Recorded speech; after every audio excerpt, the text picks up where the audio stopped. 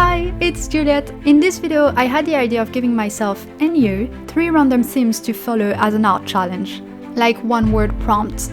The themes that I chose are very broad, they are open to interpretation. For the first one, I chose bumpy, which means a lot of uneven small raised area. For example, a dirt path, a dinosaur, or a cactus. It could also be a troubling situation or a difficult relationship. For me, I went for the literal interpretation and I decided to draw crocodiles. I tried to stylize them, almost going towards humanoid, but still very much crocodiles. There's 3 of them sitting around a rock and playing cards. This is a reference to the famous painting about the dogs playing poker. Originally, I wanted to paint them all different colors, but after painting the first one, I had too much paint on my paint palette, and also I really liked the nuances of him, so I decided to paint the 2 others in the same fashion. This way they would all look more cohesive. For the scales, originally I was just experimenting, and I was planning to paint over what I was doing after, but ultimately I really liked the variation of color, size, and shape of those scales. I also like that this bumpy texture isn't represented everywhere on the crocodiles, but only with small patches. So I decided this will be my scale style. The one on the middle and the one on the right are laughing, and the one on the right is currently playing a card. But the one on the left is looking sneaky because he is cheating. He is discreetly adding a card to his side, even though they all have 3 cards in hand and 2 on the rock. Then I painted the rock, and I was lazy so I didn't color it with acrylic. I used alcohol marker for it, and I don't think that it looks very good. Plus, I don't think that I saved time because it was long to do that. But it was a nice change, I guess. I was painting for a couple hours before that for the crocodiles. I'm really happy about the inside of the open mouth of the crocodile that is laughing out loud. I think that I succeeded to make it crocodile-y. After that, I added the little details with postcards, and I was done. I really like this painting. My favorite part is the nuances on their skin and the bumpy texture from the scales. The first one is cheating, which I find so cute. On the second one, my favorite parts are the nuances on his tail and his open mouth. And on the third one, my favorite part is his face, with his laughing expression, especially his closed eyes, which I feel is not the easiest thing to draw, and they turned out how I wanted.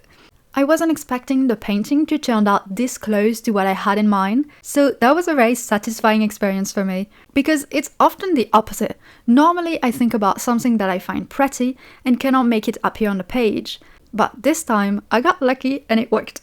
For the second theme, I chose rough, which could be described as coarse or jagged surface, but also a difficult moment to get through, or even an unfinished sketch drawn quickly. The texture could be a tree trunk or a mountain, the moment could be obviously sad or just peacefully difficult, and the sketches could be anything. I decided to use 2 interpretations for this theme. The first one, very literal once again, is about brick texture. So I started with that, making the drawing of a building.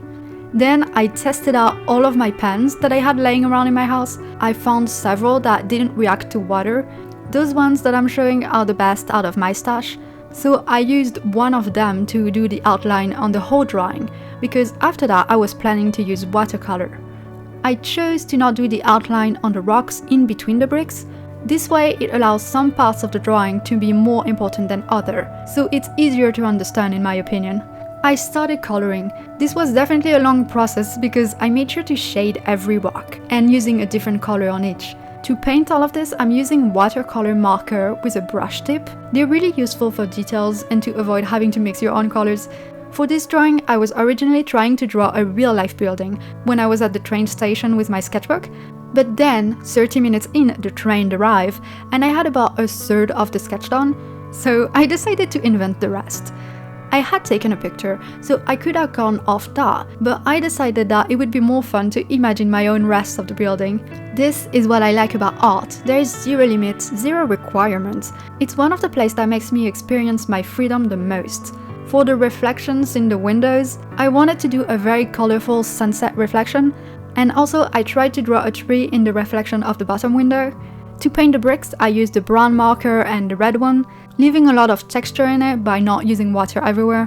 And then the second interpretation of that theme for me was that woman, I drew her small in the page, like this isn't really about her, but it kinda is. She's just walking. I imagine her coming back from a tiring day at her job, finally feeling the peace and the silence of free time. So she had a rough day, but she doesn't have a rough life. She's just going back home. To paint her, I tried to add a lot of colors because I didn't have a skin color marker, so I had to improvise. It kinda worked. I'm just happy that I drew a human that looks like a human, because very often I would trace little character that I'm trying to draw with tracing paper, but this one I just made up. And she looks understandable, like as a drawing, so I was very proud of that. And my second painting was finished. I do like it, especially the emotion of it with that woman going back home. The third theme I chose is inflated, like something filled with air so it becomes puffed up or swollen.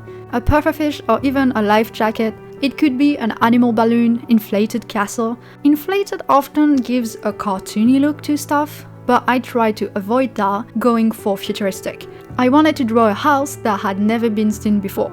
And to draw it, I just made random shapes. I used rounds and ovals so the building would have an inflated look. Then I started to color it, which was a process because I was using extremely opaque, very colorful markers, which is a cool product, but I would describe it as not beginner friendly, especially because I don't know the color theory and all of that yet. I'm gonna learn it one day.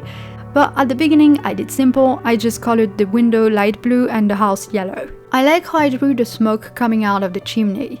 The floor, not sure about this color. It's kind of the point where it goes down here. I tried to do the shadow of the house, but it looks very off with this color palette that I have. And I can make it better because I just cannot mix colors with those markers because they're so opaque. I tried to draw details to forget about it.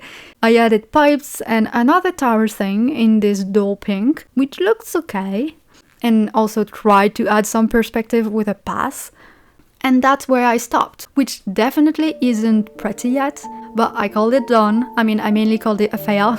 And a couple weeks went by. One day I was flipping through my sketchbook to find a page where I could draw, and I looked at this drawing again, very much not proud, and I had a spark of motivation, so I drew more on it. I added more colors basically, reflection in the window, a sky. I finished the floor, removing that brown that didn't really look good, and this was the end result.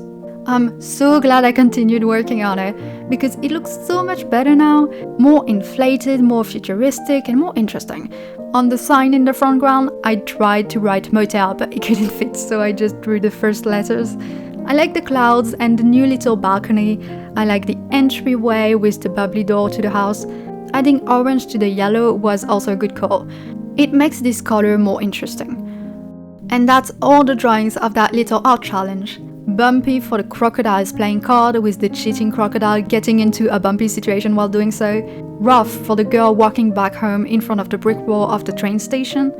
Inflated for the futuristic colorful motel. Overall, I'm very happy about those 3 drawings. If you want to interpret those themes in your own way through your own passions and send them to me, I would love to see them. Though I don't really know what would be the easiest way for you to send me that. I don't know if you all would be interested to do a Discord where we could do art challenge to motivate and inspire each others. Of course, for now I'm making very few views, but maybe in a couple years it will be a thing. Those videos right now are more creative vlogs of my project and a whisper in the ocean of YouTube videos, but I do like having them anyway. It gives a sort of importance to my passion projects. That's all. Bye!